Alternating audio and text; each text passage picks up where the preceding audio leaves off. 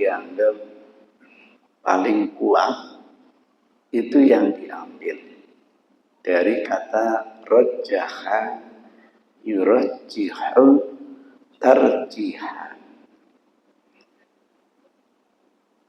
Kalau Bapak Ibu punya HPT, himpunan putusan tarjih yang pertama terbit, yang masih covernya warna kuning,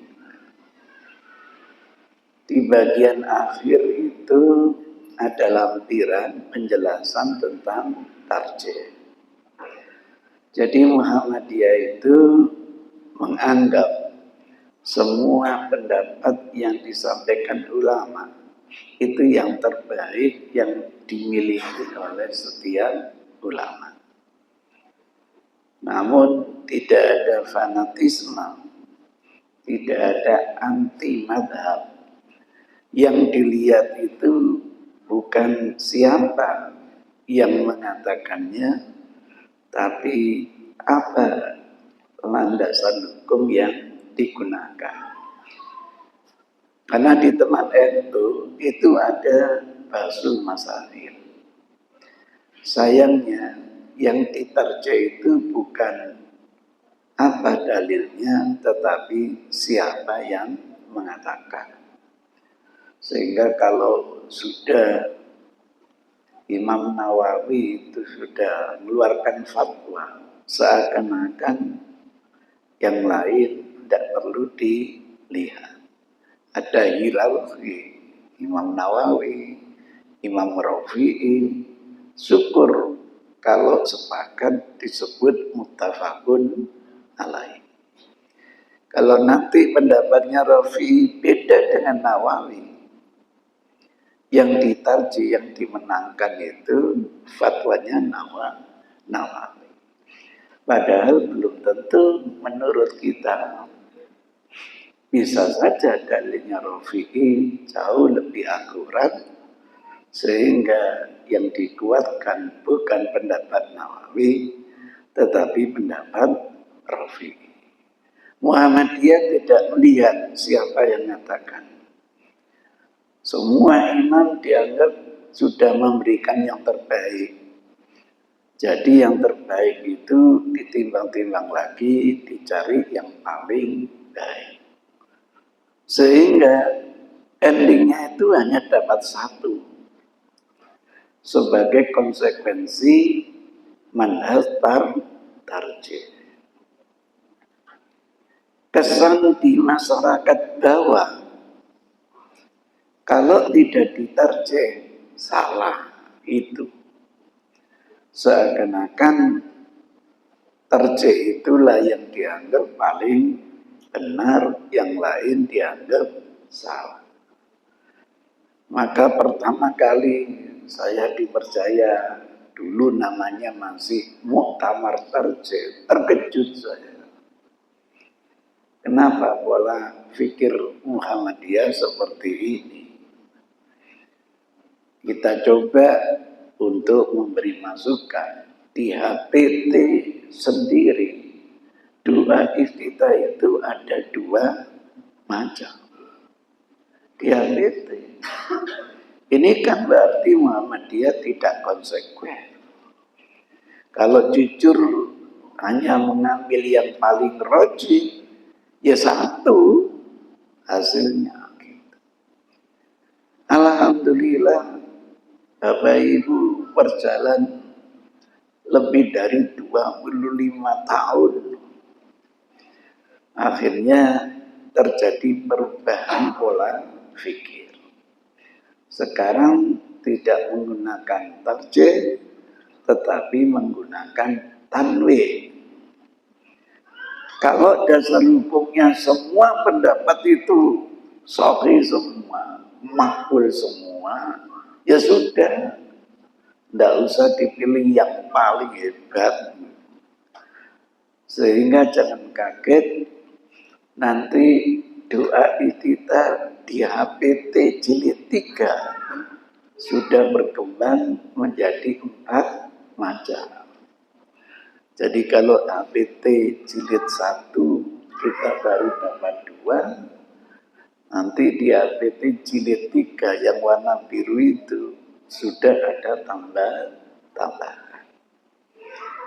Saya sendiri sudah mengumpulkan banyak sekali yang dipilih yang betul-betul menghindari yang do'if, apalagi sampai do'if jidan. Itu aja ketemu ada 12 macam, ada 11 macam. Itu ceritanya. Saya mulai kajiannya itu hadis instruksi. Karena kita tidak boleh membaca doa iftitah kalau tidak ada hadis instruksinya. Baru nanti setelah instruksinya meyakinkan, dilanjutkan namanya dalil aplikasi. Kita yakin bahwa dianjurkan doa iftitah atau dicontohkan doa iftitah. Pertanyaannya, ada berapa macam yang pernah dicontohkan oleh Rasulullah Sallallahu Alaihi Wasallam, sehingga kita tidak merekayasa. Tidak. Sama dengan instruksi sholawat, kita lacak aplikasinya. Oh, yang diajarkan Rasul begini. Saya tidak nyalakan sholawat buatan teman saya itu. Sampai difotokopi 23 halaman. Ada sholawat Maria, Najia, Kamila, Tama, ada sholawat Asril, ini sholawat politik. Ada lagi teman saya, dekan Fakultas Adab itu membuat sholawat ulil albab. Itu rekayasa. Yang saya tawarkan kepada masyarakat, kalau Rasul sudah mengajarkan, kapan ya berkeyakinan apa yang diajarkan Rasul itu yang terbaik. Sekali lagi, tidak nyalakan.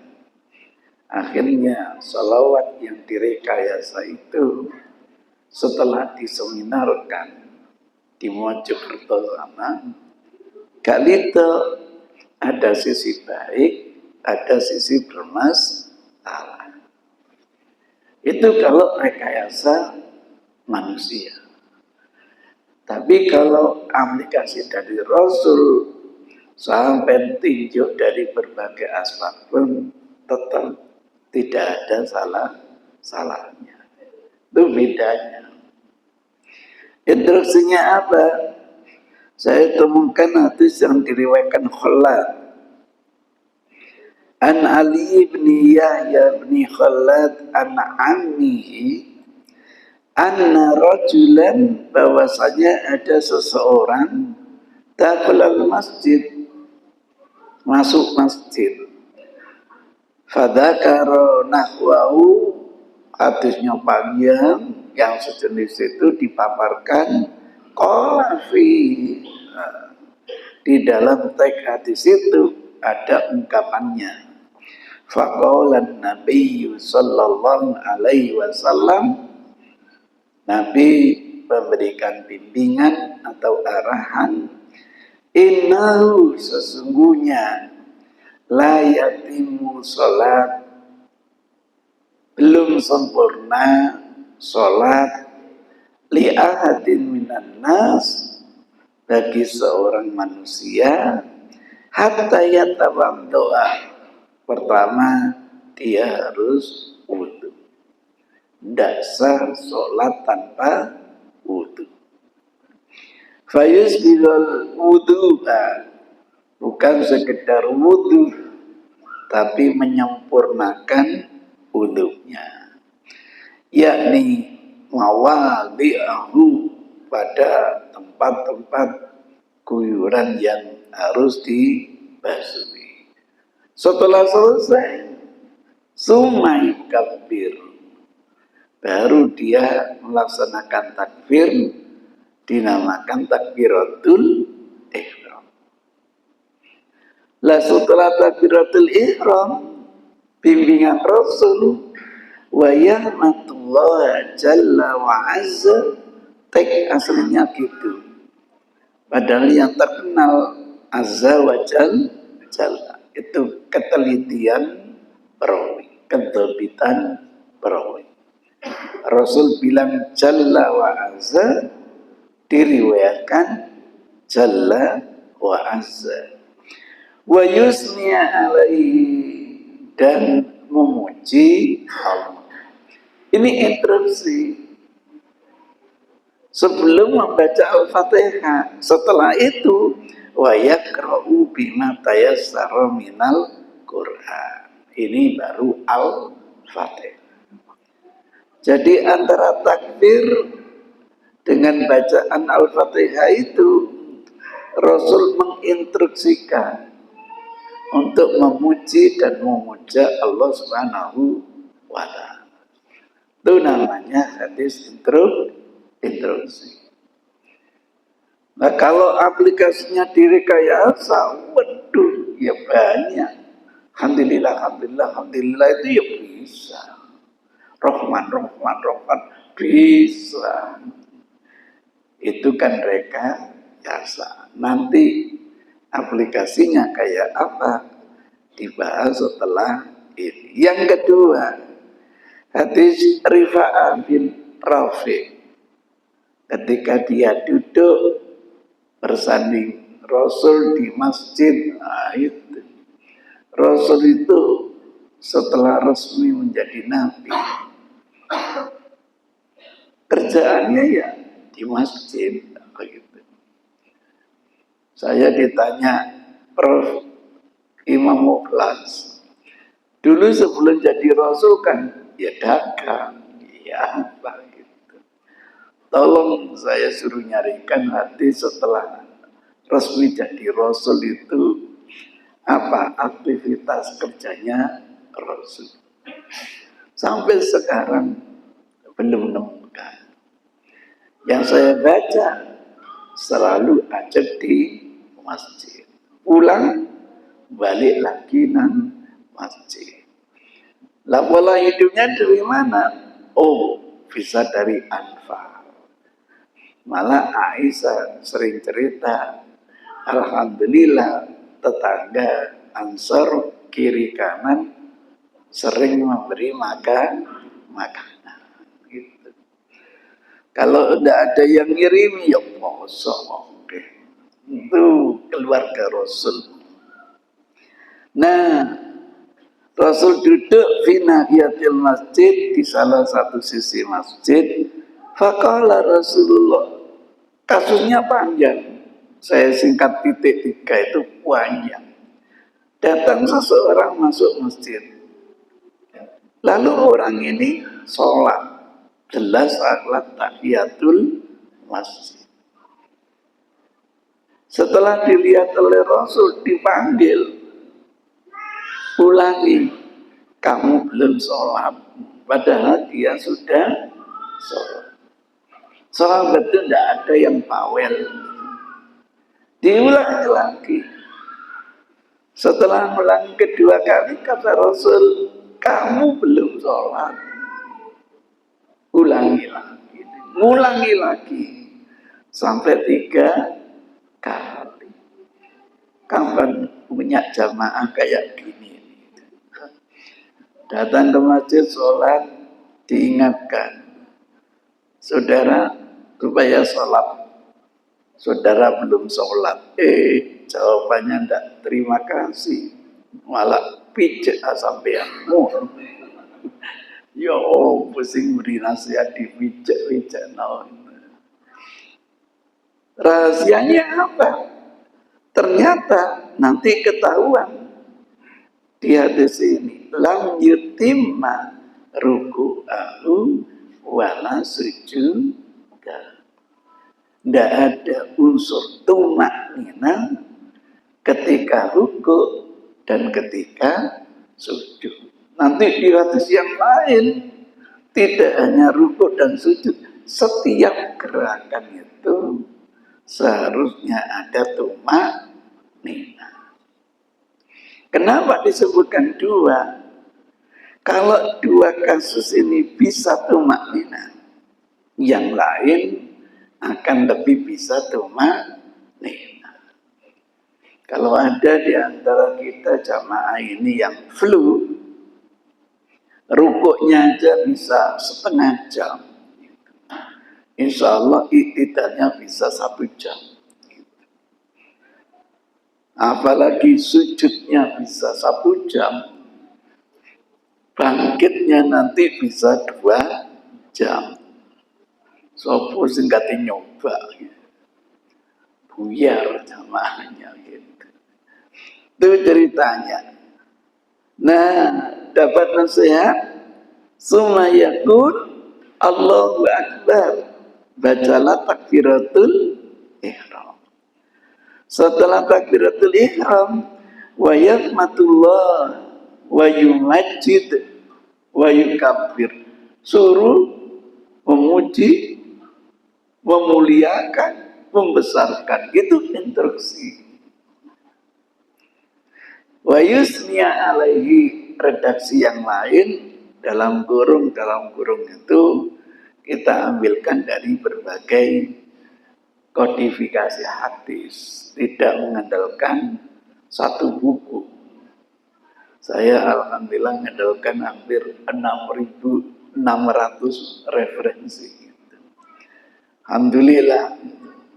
Setelah selesai ini, summa yakra'u bima tayassara maka minal Qur'an. Baru setelah doa iftitah ini, baru membaca surat Al-Qur'an. Tentu yang dimaksud sini adalah surat Al-Fatihah dan surat-surat yang lain dalam batas kemampuan masing-masing. Hadis ini di Bukhari aja 5897, Muslim 397, Abu Dawud 857, Tirmidzi 303, Nasai 884, 1053, 1136, Ibnu Majah 1060. Muttafaqun alaih. Itu ceritanya. Sehingga kalau ini bukan muttafaqun alaih lagi, rawahu jamaah. Bukhari ada, Muslim ada, Abu Dawud ada, Tirmidzi ada, Nasai ada, Ibnu Majah juga ada. Setelah mendapatkan instruksi, baru macam-macam doa yang pernah diajarkan oleh Rasul. Saya istilahkan ini baru hadis aplikasi. Selalu begitu kalau saya nulis. Kita disuruh ruku, ada enggak perintah ruku? Kalau ada, aplikasi ruku seperti apa? Begitu. Sehingga ngaji hadis itu mantap sudah. Enggak bingung lagi. Ketemu macam-macamnya. Allahumma ba'id baini wa baina khotoyaya kama ba'adta bainal masyriqi wal maghrib. Yang sering perlu mendapatkan stressing, perhatian serius di sini. Yang sering membingungkan. Ada yang curhat, Ustaz, khotoyanya atau khotoyah? Kalau ada dhamirnya iya begini, nggak boleh ditambah alif lam. Kalau ada alif lamnya, nggak pakai dhamir, sehingga wabaina khotoyaya atau bainal khotoya, begitu, supaya tidak keliru, karena puji-pujian tuh sering keliru. Amantu billahi wal malaikati. Nah, keliru. Ada hiko alif lamnya wal malaika. Yang benar wal malaikati. Tidak pakai alif lam. Menak tapi salah. Gitu. Kama yunaqasawul abiyatu minad danas. Allahumma silni min khotoyaya, atau minal khotoya bisalji wal ma'i wal barati. Nanti di riwayat lain dibalik, bil ma'i wasalji wal barati. Tidak ada masalah kalau sudah ada payung hukumnya. Oh, kadang dicontohkan ini, kadang dicontohkan ini. Itu ceritanya, sehingga ada pencucian dengan 3. Kalau diterjemahkan harfiah, cucilah saya dengan saljun. Apa? Diartikan apa? Diartikan apa salju? Salju sudah masuk ke dalam bahasa Indonesia. Walma, air. Walbarat, dingin. Air dingin, es, gitu. Saya menawarkan internalisasi hadis, gitu. Sebab kalau hadis itu dimaknai begini, sampai hidup di wilayah Eskimo yang dinginnya luar biasa, nggak usah jauh-jauh lah. Di Jawa Timur itu di Nongko Jajar lah. Kalau Batu sudah panas ya, di Nongko Jajar sampai terjemahkan, cuci bersih saya dengan salju, dengan es, kadu, gitu. Dibayangkan ketika kita di padang pasir, dibayangkan kita, Masya Allah kalau mendapatkan es, Masya Allah kalau mendapatkan air, nikmat. Maka kalau nanti di tempat yang dingin, difahami, ya Allah, cuci bersih badan saya, kotoran saya, kira-kira dengan mandi uap, mandi kembang, mandi apa lagi? Misalnya begitu. Jadi merasa nikmat. Sama dengan memahami ayat atau hadis, besok di hari kiamat kita dikasih surga, villa, di bawahnya mengalir sungai. Loh, jangankan di atas sungai, di bantaran sungai, kenyut ini. Jangan dibayangkan gitu. Bahagianya di padang pasir, kok kita punya rumah, di bawahnya ada mengalir air. Waduh, nikmat sekali. Saya tidak tahu, Bapak Ibu pernah enggak yang namanya mendatangi Hotel Oasis?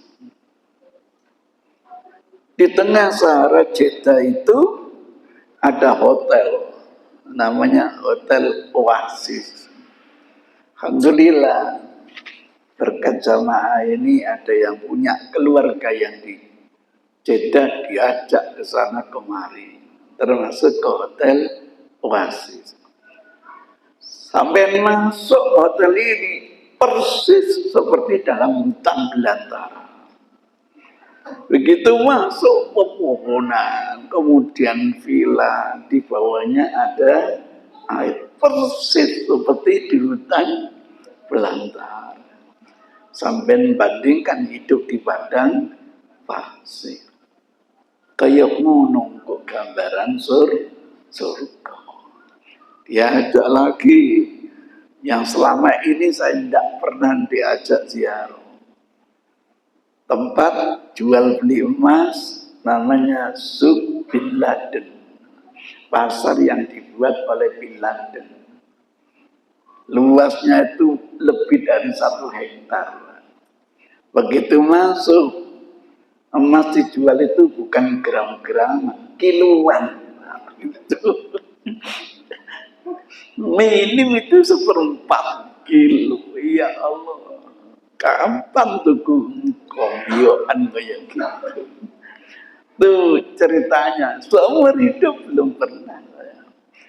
Barokahnya ada jamaah yang punya keluarga di Jeddah, diajak pusat yang namanya barang-barang Cina. Masya Allah, Al-Roji yang di luar dijual 10, di situ hanya 5 real. Wah, iso pula ono kono didapat ini akeh itu. Jadi semua barang masuk ke situ dulu, baru didistribusikan ke berbagai wilayah. Sampai masuk beli satu aja dilayani. Apalagi beli grosiran. Nah ini yang pertama. Alhamdulillah ini yang dipilih oleh Muhammadiyah. Karena muttafaqun alaih. Berbanding nanti daripada yang kedua wajah itu nanti hanya muslim. Nah ini yang kedua ini. Wajah wajhiya lilladzi fataras samawati wal arda hanifa muslima. Oh enggak ada muslimanya. Wa ma ana minal musyrikin. Inna sholati, jangan inna sholati, ndak ada alif la. Inna sholati, bukan inna sholati, bukan. Wa nusuki, bukan wan nusuk, enggak ada alif lam. Wa mahyaya, bukan wal mahyaya. Wa mamati, dan hidupku lillahi rabbil alamin. La syarika lahu, tiada sekutu baginya. Wa bidzalika umirtu, karena seperti itu aku diperintah. Jadi kata kuncinya begitu. Kenapa belajar? Fa bidzalika umirtu. Kenapa sholat? Fabidzalika umirtu. Kenapa haji? Fabidzalika umirtu. Muncul kaidah asal ritual haram kecuali ada perintah. Kalau tidak ada perintah berarti tidak boleh. Setelah itu wa ana, boleh awalul muslimin, boleh minal muslimin. Kedua-duanya sanadnya bagus, bisa diamalkan. Cuma hati-hati kalau mengatakan wa ana awalul muslimin. Apa layak kita ini mengklaim orang yang pertama kali muslim? Enggak. Siapa orang pertama kali muslim itu? Abu Bakar. Abu Bakar. Adam alaihi salam. Semua agama yang dibawa para nabi itu agama Islam. Penganutnya disebut muslim. Satu-satunya agama yang besok diterima oleh Allah. Inna dina indallahi Islam. Wa may yattahi, siapa yang mencari dina agama selain Islam tidak akan diterima. Jadi begitu. Padahal ikrar ini ada dalam Quran, ungkapannya Nabi Ibrahim. Kisah mencari Tuhan. Di endingnya itu wa ana awwalul muslim. Padahal yang pertama kali Islam adalah Nabi Adam. Maka tidak bisa dimanai, dinotati, gitu. Difahami makna konotatif. Artinya apa? Kapan ya mendengar perintah apapun dari Allah dan Rasul, saya harus orang pertama yang menjalaninya sebelum saya menyuruh orang lain. Bagus itu. Kalau riwayat yang kedua, wa ana minal muslimin, tidak ada masalah. Mudah-mudahan saya tergolong orang yang muslim, orang yang pasrah terhadap perintah Allah dan Rasul. Ini yang kedua. Yang ketiga, yang kedua ini dalam riwayat yang lain ada tambahan panjang, riwayat Ali bin Abi Thalib ini. Sehingga kalau kita nanti sudah sepuh, sudah bau tanah, gitu ya, kayaknya pingin lama deh ngobrol-ngobrol dengan Allah. Nah, bisa. Ali itu abid, ahli ibadah. Maka diajari doanya yang cukup panjang. Allahumma antal maliku la ilaha illa anta subhanaka wa bihamdik. Sampai akhir.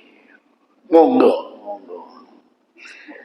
Yang ketiga, nanti kepada wanita itu cekak-cekak. Rasul mengajarkan itu. Karena Rasul tahu karakternya wanita itu.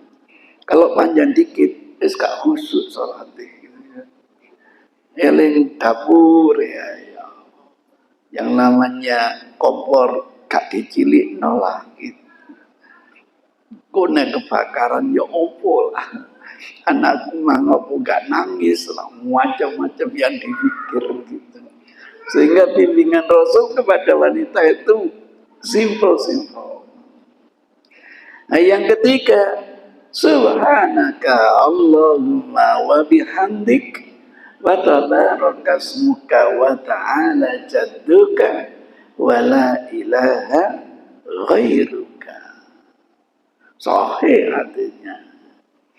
Ada di Abu Daud, ada Tirmidzi, ada Nasai, ada Ibnu Majah. Ini riwayatnya Aisyah. Itu diajari yang cekak-cekak itu. Pinter Rasul.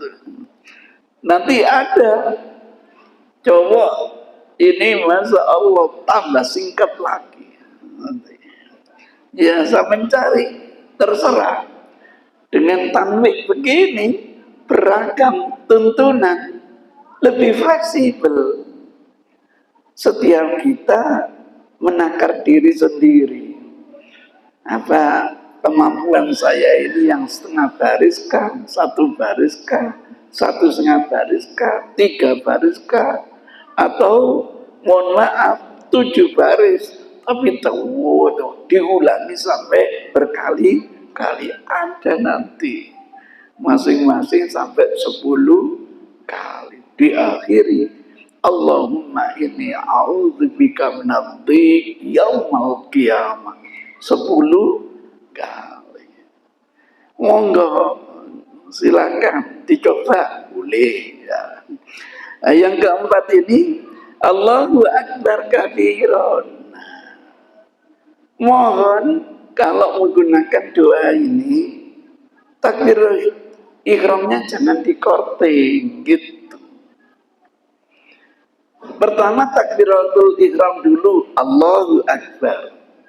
Setelah itu iftitahnya Allahu Akbar kabir. Ini yang perang antara Ustaz tadi Hidayat dengan tokoh adik kita ini.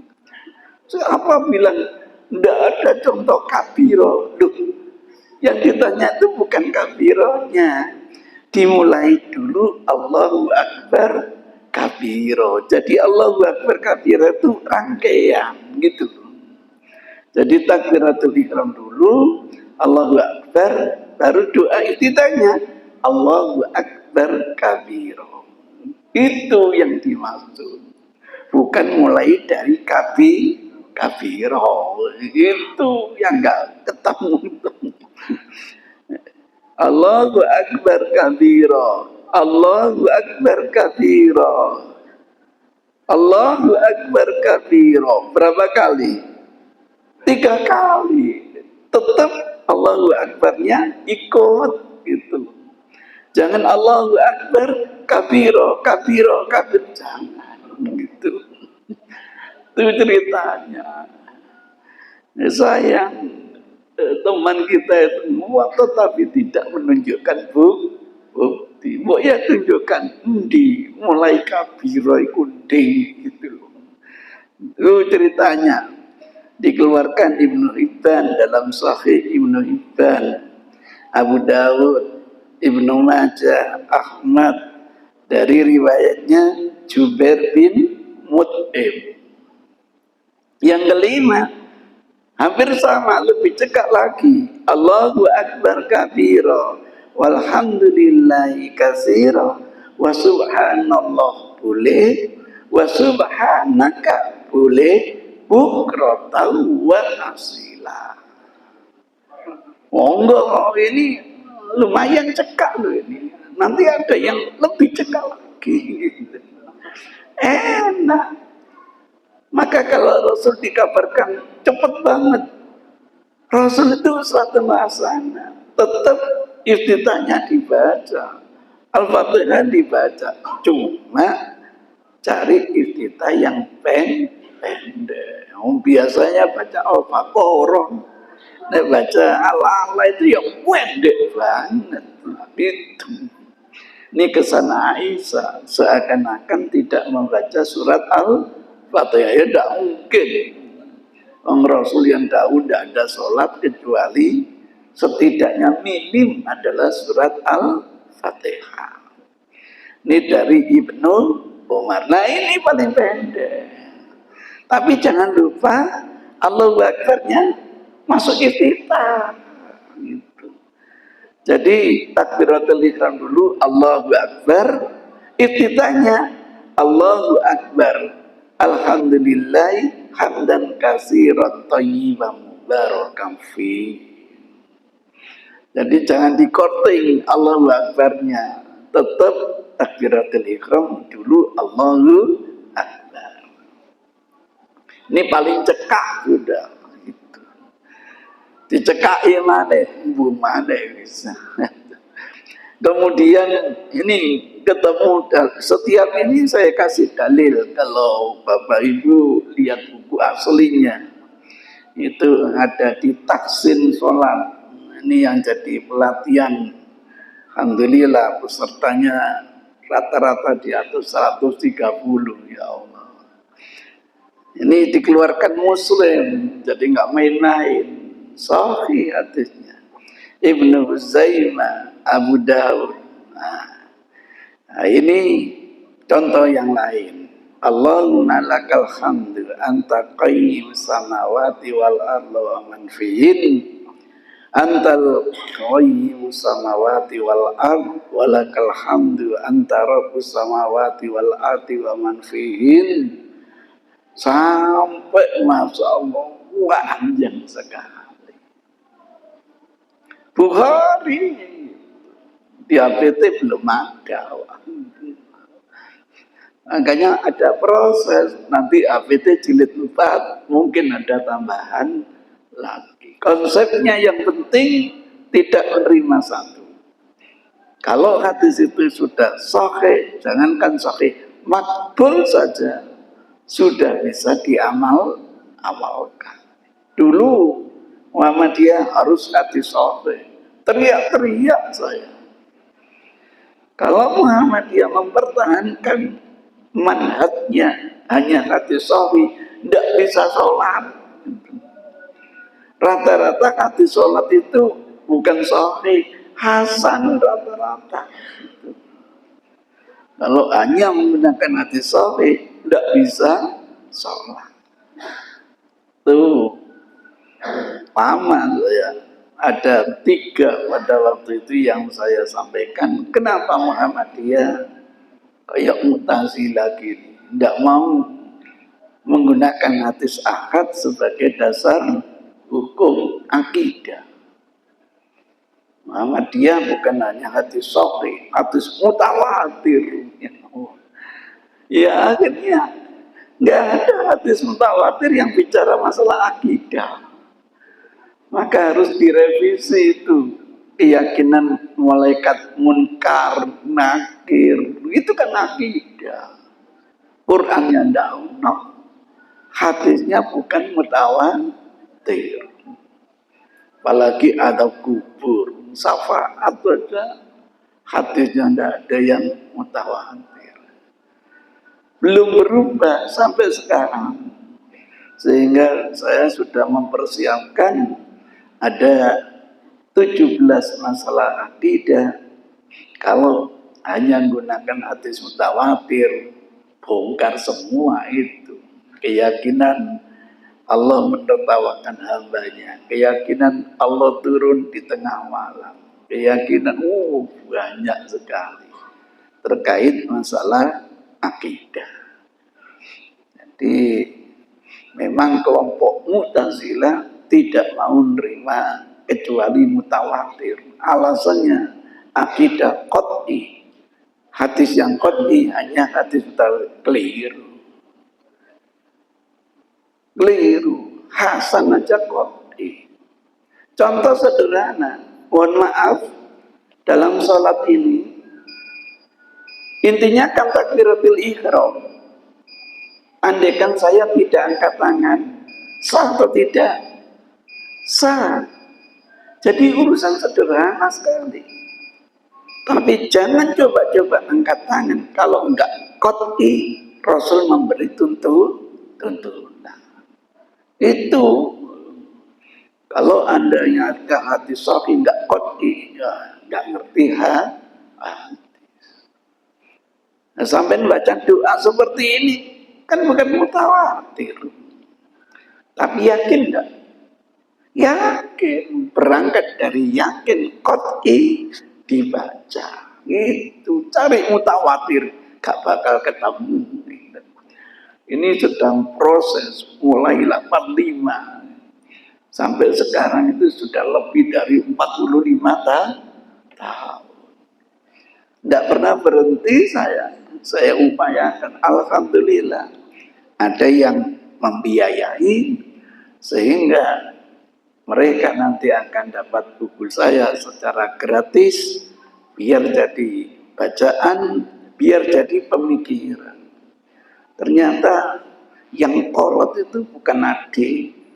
Kita sendiri sering kolot kok, susah itu. Iya ke orang lain. Kok sudah bel?